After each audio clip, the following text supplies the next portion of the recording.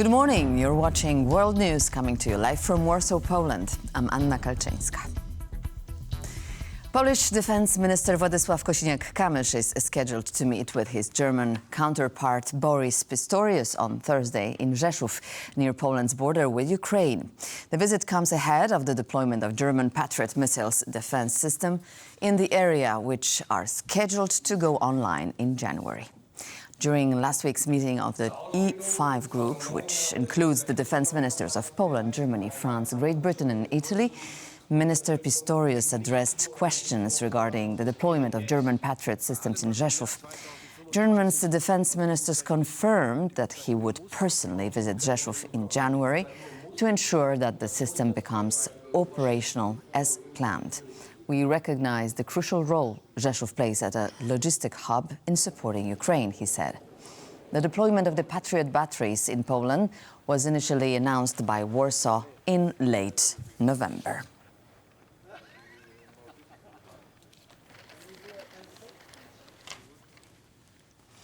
The European Union plans to deliver 35 billion euros in financial aid to Ukraine in 2025.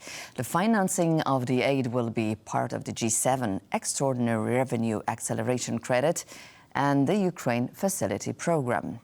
The aid was announced by the European Commissioner for Trade, Valdis Dombrovskis, on January 22 via the social media platform X. On January 10, Ukraine received 3 billion euros from the European Union, which was the first tranche in a series of loans financed by proceeds from frozen Russian assets.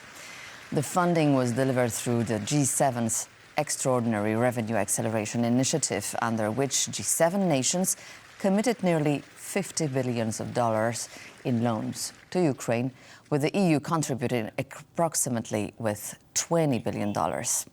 The Ukraine facility referenced by Dombrovskis is a key financial assistance program launched by European Union in February 2024 to support Ukraine between 2024 and 2027. In November, the European Commission approved an allocation of 4.1 billion euro under this program to assist the Ukrainian government in its recovery, reconstruction and modernization efforts.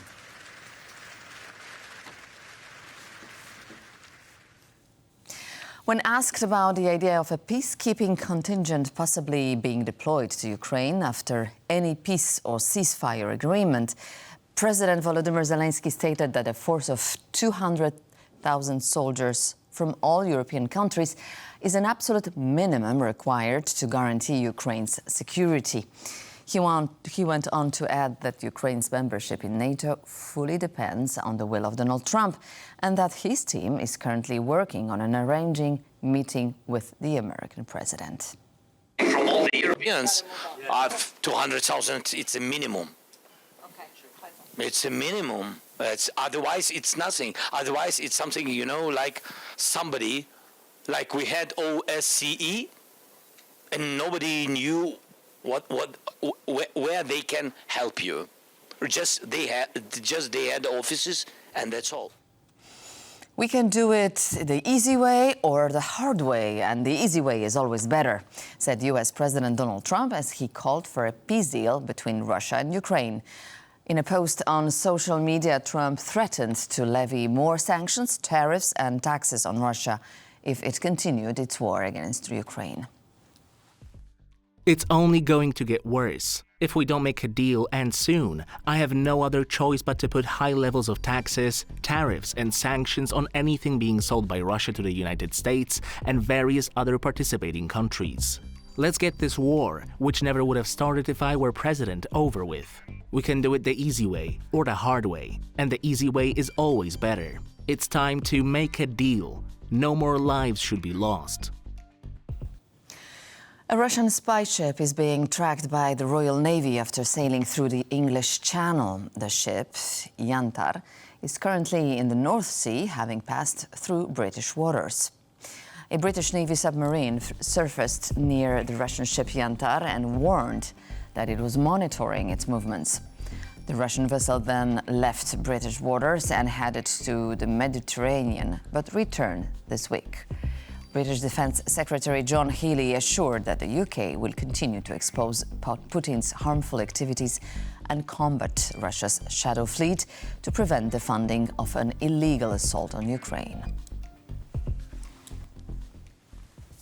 And Thursday is the fourth day of the World Economic Forum in Davos. NATO Secretary General Mark Rutte, along with other European leaders, is scheduled to take part in a panel discussion at the Ukraine House.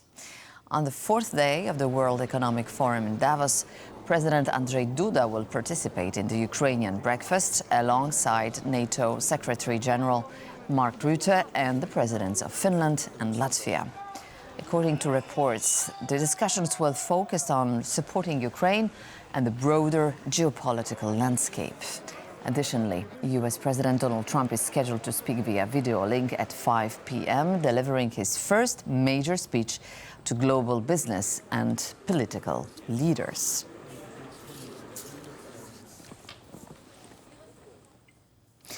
Europe is, was and will be great. That's the message Polish Prime Minister Donald Tusk delivered to the European Parliament on Wednesday, as he unveiled Poland's priorities for its rotating presidency of the Council of the European Union. Our correspondent Kazimierz Łysiak is in Strasbourg and has this report. Europe is, was and will be great. These were the words that Polish Prime Minister Donald Tusk used here twice in his fiery speech to the European Parliament in Strasbourg, in his opening and closing remarks, emphasizing how Europe needs to start spending more on defense and taking more responsibility for its security. The Polish Prime Minister presented the priorities of the Council for the presidency in the Council of the European Union, and he was very well received here by the members of the European Parliament after a wave of uncertainty after the inauguration of Donald Trump as the new US President. The Polish Prime Minister said that Europe needs to start spending more on defense all across the board now, before it's too late. I'll be honest, we shouldn't really care too much about what method we adopt to finance pan-European defense projects. There is no alternative to this. Europe must start defending itself, and so it must start spending European money on this as well. Apart from defense, the Polish Prime Minister also talked a lot about energy security, that the EU needs to lower its energy prices as soon as possible, as high energy prices could be a detriment to governments all across Europe in the coming elections. He also said that we can't go on with business as usual when it comes to Russia after the war in Ukraine is over. He said that one of the reasons for the outbreak of the war was this energy reliance on Russia, that the EU in a way allowed Russia to launch its war against Ukraine because of energy. The Polish Prime Minister also talked a lot about economy, about strengthening the EU's economy, about border protection, but also the European Green Deal, how he was one of the first leaders to propose changes to the Green Deal to protect European farmers. Other than that, here in the European Parliament, there was a statement adopted here by the European lawmakers condemning the upcoming Belarusian elections, as they are coming very soon. And, in Belarus, there has only been one president in the past several decades. That's Alexander Lukashenko, a self-proclaimed leader who has technically won the previous elections, but international observers and domestic opposition say that each election was rigged. The European lawmakers already condemned these elections before they even took place, as the Belarusian regime is currently more than 1,000 people politically detained in the country, and they said that these elections should not be recognized by the EU. From Strasbourg, Kazimierz Łysiak, TVP World. After speaking in Strasbourg, Polish Prime Minister Donald Tusk traveled to Oslo to meet with his Norwegian counterpart, Jonas Gahr Støre. We need competitive energy prices, said Tusk. The leaders announced that Poland and Norway would enter into a strategic energy partnership. Our main goal is to have cheap energy, cheap enough so that economies of both the EU and Norway can truly compete with other world powers. This is why we need competitive energy prices. That's why Norway's role is key. After today's discussions, I better understand just how important it is for Norway and the European Union to be able to wisely look after common interests. We don't want to compete with each other. We want to cooperate, so that what I'll call our political community could compete with those who aren't always on our side. Speaking to the American Fox News channel on Wednesday, Donald Trump repeated claims about the wars in Israel and Ukraine. According to the newly sworn-in president, the October 7th attack and war between Russia and Ukraine would never have happened if it had been his Oval Office at that time. Well, it was a lot of work, and as you know, I felt that we shouldn't have had to necessarily be here. Could have been done, a lot of work could have been, it would have been over. We wouldn't have inflation, we wouldn't have had the Afghanistan disaster, we wouldn't have October 7th with Israel, where so many people were killed, and you wouldn't have a Ukraine war going on. But with all that being said, I think it's bigger. It's bigger than if it were more traditional. Donald Trump has chosen Andrew Puzder as served as U.S. ambassador to the European Union. The appointment marks a comeback to politics for Puzder after his previous nomination to lead the Labor Department in 2017 was derailed by allegation of domestic abuse. Trump praised Puzder as a successful attorney, businessman, economic commentator and author. Andrew Puzder previously served as the CEO of an international food chain, where he drew criticism over the company's history of pay and work safety violations. In a social media post, Trump pointed to Puzder's economic and financial prowess as crucial in representing Americans' interests in the region.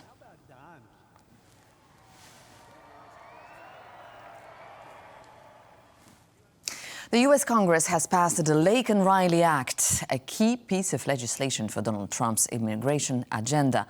With a significant number of Democrats voting in favor of the bill, illegal immigrants living in the United States who are accused of theft or violent crimes will now legally have to be detained.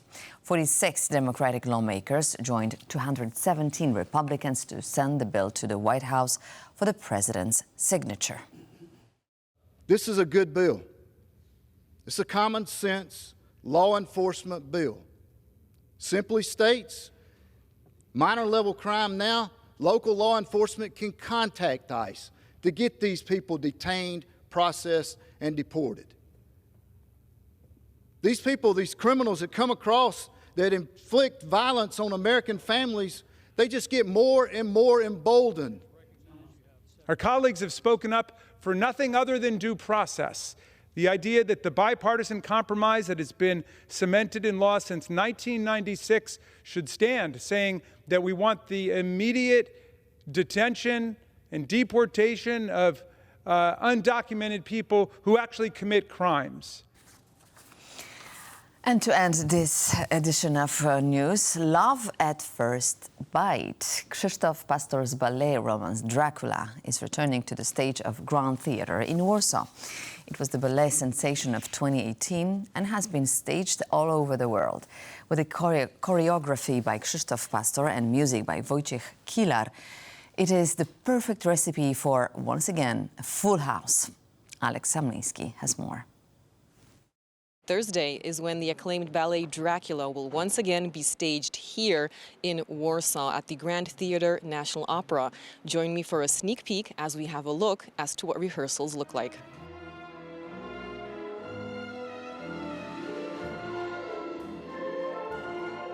In full makeup and costume, the dancers become the characters they portray in the ballet.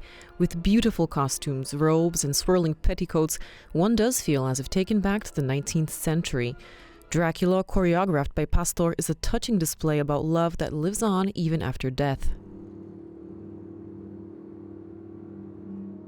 These scenes where I just go everywhere looking for her and I find her and I tell her the story, it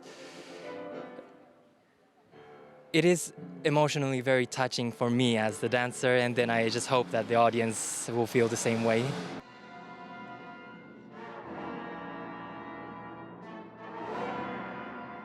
The production was specially commissioned by the West Australian Ballet and had its world premiere in September 2018 in Perth. The company wanted to have a ballet adaptation of Bram Stoker's horror novel Dracula and its 1992 Oscar-winning film adaptation directed by Francis Ford Coppola, with music by Wojciech Hilar. The theatre approached Krzysztof Pastor with this proposal. I knew the Killer's music, but in great quantity. So I knew there's a lot of choice and wonderful music actually for dance. And the commission was actually I supposed to do something which is quite for the broad audience. So it's not very modern, but it's accessible. It's for the families. So it's I had to tell the story quite straightforward. The art of ballet, which looks effortless, takes time and is very demanding just like any sport, but also has the acting aspect in which the dancer must become the character. Every day we have 1 hour of ballet class before we start the rehearsals, and there we train the ballet basics every single day, and we just keep repeating the rehearsals so that we could combine the movement together with the story and the artistry so that we can keep adding on our stories. Krzysztof Pastor's ballet Dracula, which has been awarded 3 times the Performing Arts WA Awards, can once again be admired by ballet goers here in Warsaw.